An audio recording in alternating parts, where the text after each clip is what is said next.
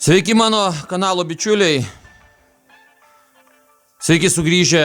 Seniai nebuvome susitikę. Tam yra tam tikros priežastys. Na, bet nepaisant to. Atėjo ruduo, žiūrėkit, kokį mes turim laimikį. Kiek turim gražių grybų. Ilgai galvojome, ką gaminsime. Na, šį beitą sugalvojome, kur panaudosime grybus. Jūs stebėkite viską, netrukus pamatysite. Mes valome grybus ir netrukus gaminsime toliau.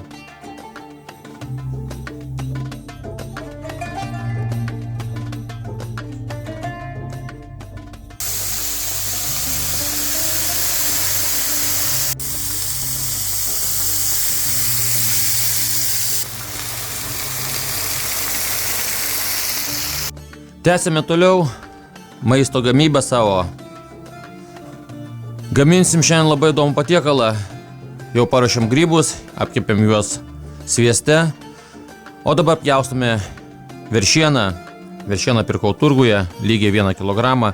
Supjaustome plonomis juostelėmis.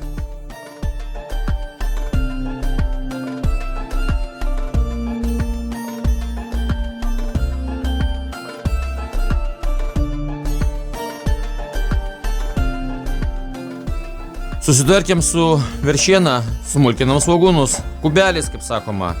Pradedam nuo raudono svogūno.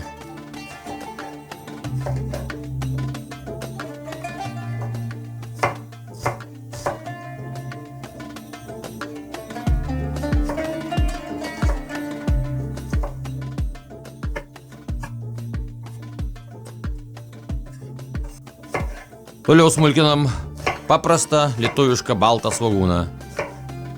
Taip pat kubeliais.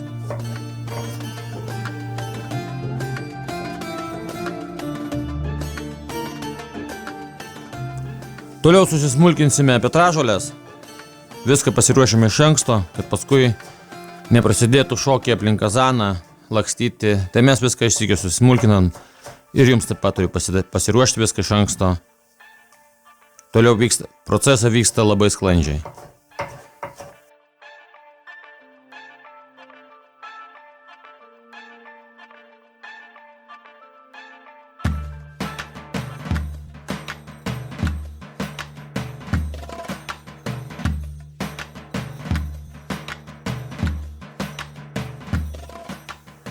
Dabar sutarkuosime citriną. Tarkuojam citriną iki baltos plėvelės.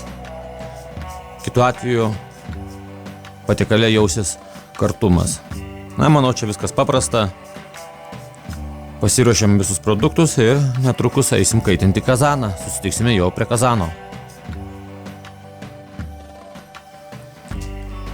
Įkūrėm savo kamadokšnį ir į kazaną dedame sviesto gabaliuką, tiksliau pusę pakelio. Ištirpdysime sviestą.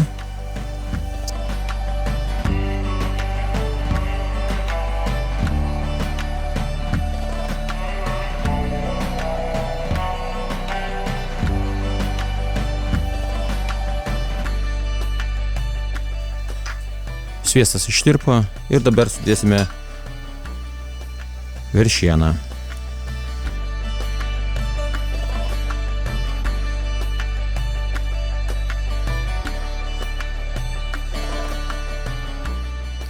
Žiūrėkite, ta ugnis nebūtų labai kaitri, turėtų minimali ugnis būti.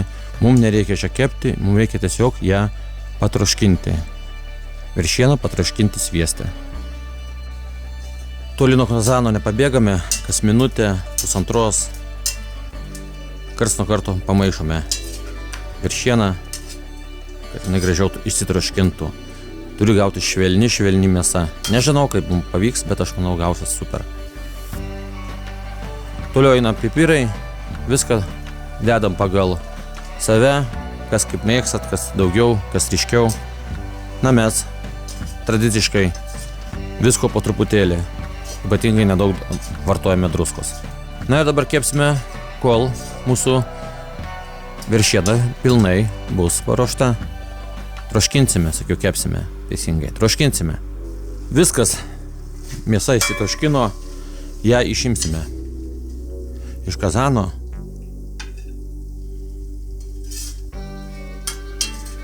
Aš paragavau už kadro, mėsa tikrai įsitroškino. Nu, galima valgyti jo tiesiog dabar jau. Bet iki pilno, kaip sakant, skonio pajutimo reikia dar trupučiuką palaukti.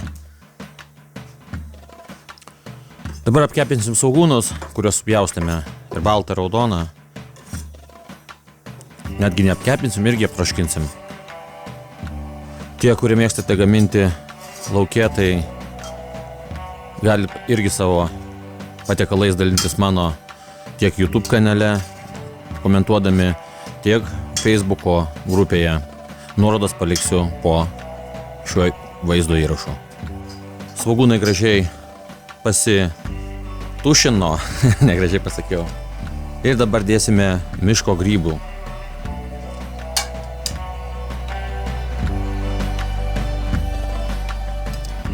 Tiksliau, čia yra vieni grybai, baravykai.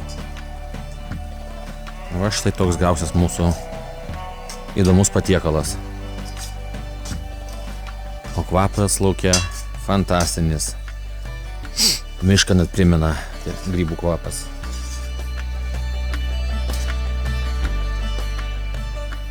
Troškinam toliau. Pilame 150 ml sauso balto vyno. Ir išgarinsim visą alkoholį. Mums jo tiesiog nereikia. Ir 150 ml grietinėlės. Mes riebios nepilam, 10%, man atrodo. Na ir viską dabar dar troškinsim šiek tiek. Toliau keliauja petražolės ir citrinos žievelė. Na, kvapai čia įdomus, aš jums atvirai pasakysiu. Tokio dar kvapo neteko užuosti. Įdomu, koks skonis bus. Keletą minučių dar pamaišysime, patroškinsime ir grąžinsime mėsą, veršieną. Grąžinam veršieną ir kelias minutės jai duosime sušilti. Ir toliau su kazanu keliausime namo ir jau turbūt susitiksime prie stalo. Na ką, kviečiu visus prie stalo paragauti pirmiausiai veršienos, kaip jinai mums išsitroškino. Karštą, vieną gabaliuką ragauju. Skonis labai įdomus. Miško grybai jaučiasi. Paragausiu baravykų. Kočias neragausiu, kopūstų neragausiu, čia viskas aišku.